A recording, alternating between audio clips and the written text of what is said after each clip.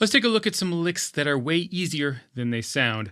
Now, this is not to say that these licks are easy necessarily, right? They do require some technical ability, but these are licks that sound way harder than they actually are to play. And this is a great thing to learn because you can create some really crazy sounding licks without too much work, just a little bit of work. So I'm going to have exercises for 3 different licks here. I'm going to include some of the licks I actually used in that beginning solo, as well as just show you some exercises to kind of build up a few of these ideas. Now, if you want tablature for the entire solo you heard at the beginning, as well as all of these exercises, you can join my Patreon or become a channel member here on YouTube. I'll have the exercises in PDF and Guitar Pro, as well as the full tablature for that beginning solo.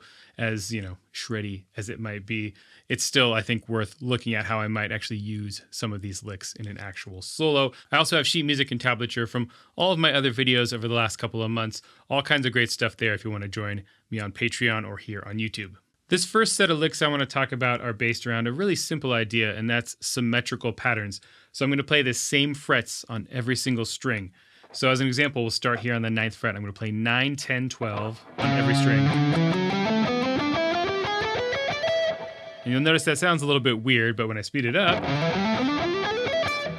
then it starts to sound not quite as weird, right? There's definitely not a scale that's coming from all of these notes, right? I'm just moving a symmetrical pattern. It's kind of going outside of a key here and there. But if I start and end in a good spot, then it'll actually work out pretty well, especially if it's played quickly. Now, the first time I ever heard this was a lick from I'm the One by Van Halen off of Van Halen 1. So in that lick, Eddie starts here at the 16th fret, and he plays up this shape. That's the exact lick. And I heard that the first time and I was like, wait, that sounds awesome. And then I looked at the tab and I was like, wait, he's just playing the same frets on every single string. And I was like, why does that work? And it works because in this case, he's in like the key of A blues. And so he starts on the 3rd, C sharp, and ends on the root of A. So he's starting and ending in a good spot. So that's really important when you're coming up with these kinds of licks. Make sure you end and start on good, strong notes. And then everything that comes in between is just color, right, to kind of color those sounds. There's also another lick in the solo too. It's the exact same pattern, but on the 11th fret. I don't remember the chord underneath that part, but it's the exact same idea, this flurry of notes that works because he's starting and ending in good spots. That's probably over like an E chord, because that would be 3rd. Would be my assumption. Another lick that's like this is the Cowboys from Hell solo lick that Dimebag plays.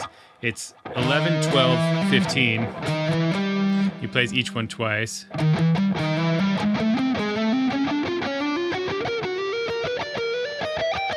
Then he shifts up into something else, but right, that kind of sound. And that's really based off of a pentatonic scale, so E minor pentatonic in this case. So he plays the first string of E minor pentatonic, but he adds in a note below it. Right. And then he just takes that same shape all the way up the guitar. And you can do this kind of thing and mix it with the pentatonic scale. So if I'm playing...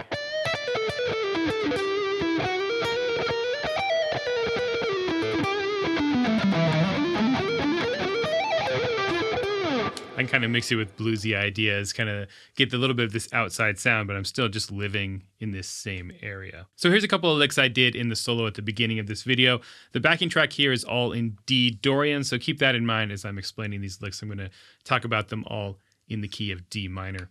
The first one I do is this 16th note legato pattern, and it's based on this shape, so 9, 10, 12. I'm starting here on the D string. So this is the 6th in our Dorian mode, so it works. Then we get some outside notes by keeping this shape the same. So we have like a blues note, and also the major 7th. I don't remember the exact pattern, I think. Yeah, like that. And then I shift up to the 10th fret and play 10, 12, 13. And then shift into the pentatonic scale. So 1, 2, 3.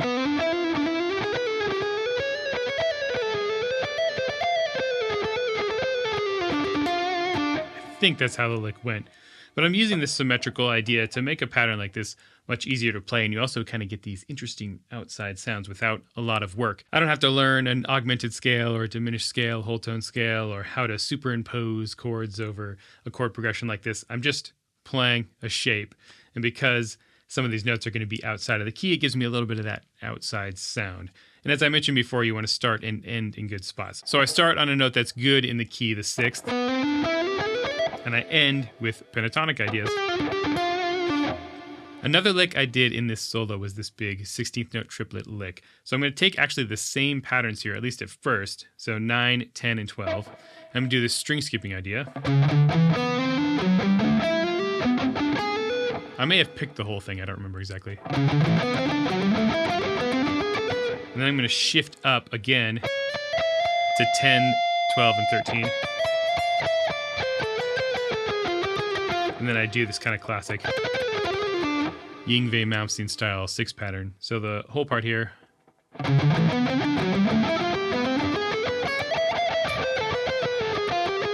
then I stretch up and do this big diminished shape. So I'm playing 3 frets at a time. So 10, 13, 16.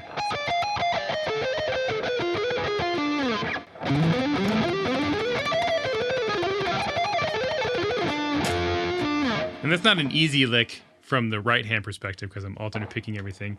But from a left-hand perspective, it's pretty simple because I'm just doing the same patterns over and over again. Now you can sequence these ideas in all different kinds of ways. Because it's 3 notes per string, I can do a lot of my classic shred patterns. So here's like a 7s pattern I would do a lot if I was playing through scales. So I could take that same pattern and do it with one of these symmetrical shapes. Here's the diminished one. You start to get really wild sounds, and there's not too much effort involved in there. It's a shape I already know as far as the pattern of the left hand goes. I just have to put it into this symmetrical idea. So a lot you can do with licks like these, really effective, and they sound considerably harder than they actually are to play. These next set of licks are based on your basic minor pentatonic scale. We're in the key of D. So here at the 10th fret. And what I'm going to do is to add some tapping to these. And this is a lick I learned from a friend of mine back in high school. He was more of a blues guy, but he showed me this lick where you play the pentatonic scale with the left hand, and then you tap a 5th above where your index finger is. So we're in the key of D. The 5th of D is A. So I'm going to tap at the 17th fret. And I'm just going to tap at the 17th fret on every string, even though this note on the B string is technically outside of the pentatonic scale. Doesn't matter. It's going to sound cool. So I'm playing the pentatonic scale in the left hand, and then I'm tapping on the 17th fret with my right hand. And that sounds wild, right? I remember doing this for the first time, and I was like, oh yeah, that's sweet. It sounds so much more difficult than it actually is, right? And I could do little sequences, right? Could skip strings. That starts to sound really wild. I could go up or down. I could double tap. So many different ways you can play that, and all of them sound really cool and really insane for how simple the idea is. Now we can take this idea even further. Now I'm going to tap an octave above my index finger. So I'm going to tap at the 22nd fret on every single string, but keep the pentatonic scale in the left hand. Now you have really big interval jumps, and it sounds really crazy. I could skip strings here too. And because everyone is super familiar with the pentatonic scale, these kind of licks should be pretty easy to play. Now I'm going to take this one step further. We're going to do a stretched out pentatonic scale. You can combine the first 2 boxes of your minor pentatonic scale for a 3 note per string pentatonic. This is what it looks like. If you're not familiar with your pentatonic boxes, go learn those. So I'm going to do the same idea here. I'm going to tap at the 22nd fret, but keep this 3 note per string shape. These sound wild. I could do little sequences. Now, one last idea. I'm actually going to cut out the middle note on this 3 note per string pattern. So we're just going to get 10, 15 on every string, except for the G string, which will be 10 and 14.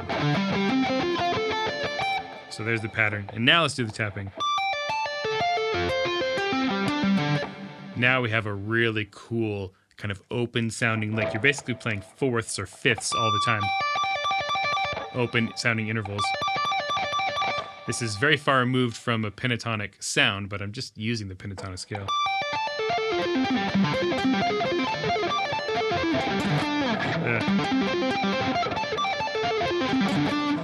Almost like crazy computer tapping type of stuff. I did a lick just like this in the solo. It looked like this. So I have this 6-note pattern. And I do that on every single string. 1, 2, 3, 4, 5, 6. And from here I do some string skipping stuff. So I skip from the E string to the D string to the B string. Back down, then I go to the A string, and then G string, then high E string. So that part.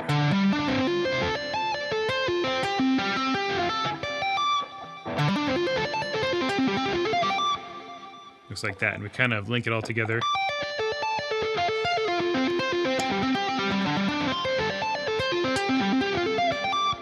So this is definitely not easy to play, but I think it's considerably easier than it sounds, because this sounds like some sort of crazy Guthrie Govan type thing.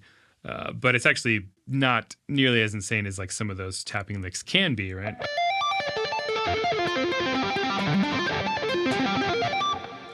That was not perfectly clean. Let me try one more time.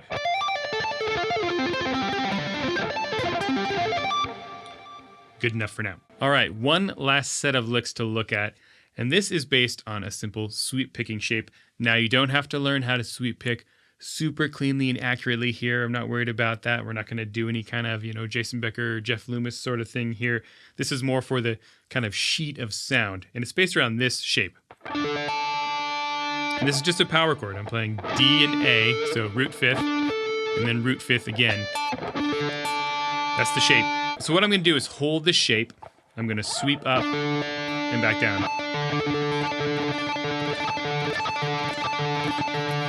Now that doesn't sound very crazy. It kind of just sounds like I'm strumming. But if I roll my fingers off after I play them, I kind of do this back and forth rolling motion, you'll start to get the effect of this.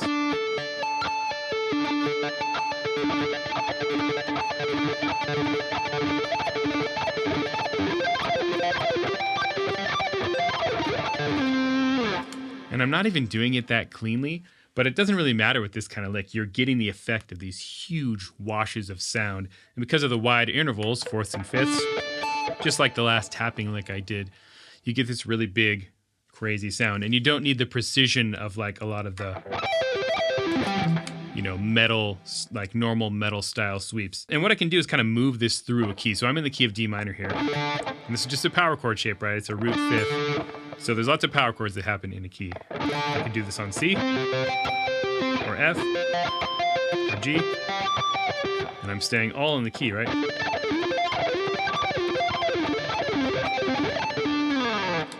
Very awesome sound. Now I'm going to add one more thing to this, and that is the ninth. So if I play this shape up, but add in this note, 12th fret on the high E string, we're going to get a sus9 chord. So you have basically root fifth and ninth, like prog rock power chord.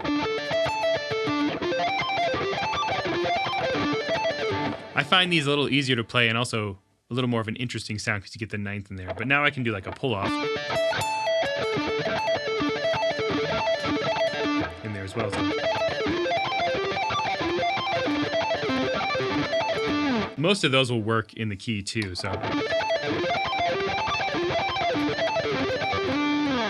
really awesome sound, and honestly not that insane to do if you have a little bit of sweep picking technique. Now the lick I played in the solo, well, there's a few I did actually. There was a 16th note one I did like this, where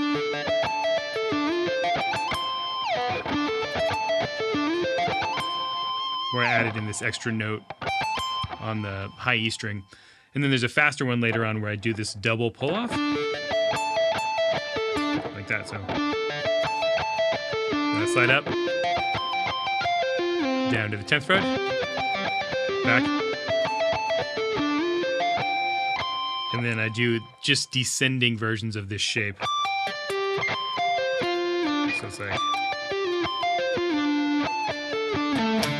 And at the end there, I actually do another...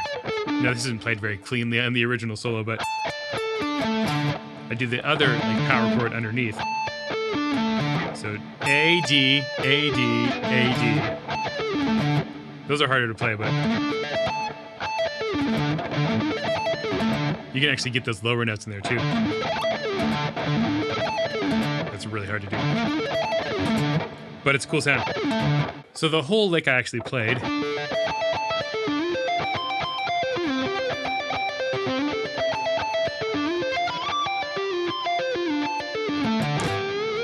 And a little bit faster.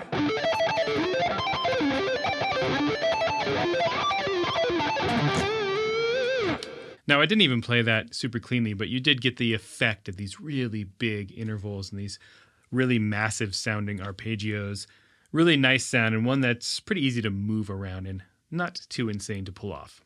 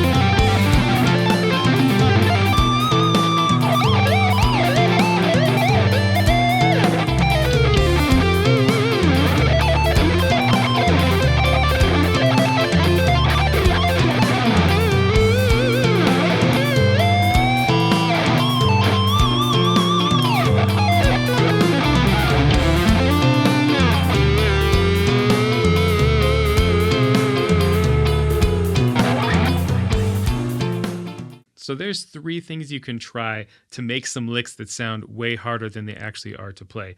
Now, of course, you can push these really far like I did in a few cases here and actually make them a little bit more difficult to play. But even if you just do the bass patterns here, the symmetrical ideas or the pentatonic with the tapping or these power chord sweeps, you'll get that insane sound without too much effort. It's nice to have some licks like this that you could use at the end of a solo or maybe to kick off a solo, just kind of take it to the next level. So I'm going to include the backing track I used here along with the tabs of the solo as well as all of these exercises. If you'd like that, you can join my Patreon or become a channel member here on YouTube, as I mentioned earlier.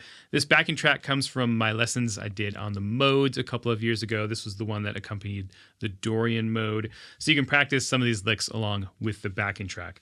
But if you enjoyed this lesson, subscribe, hit the bell notification, like, comment, share, all that good stuff. And I will see you in the next video. Till then, stay proggy.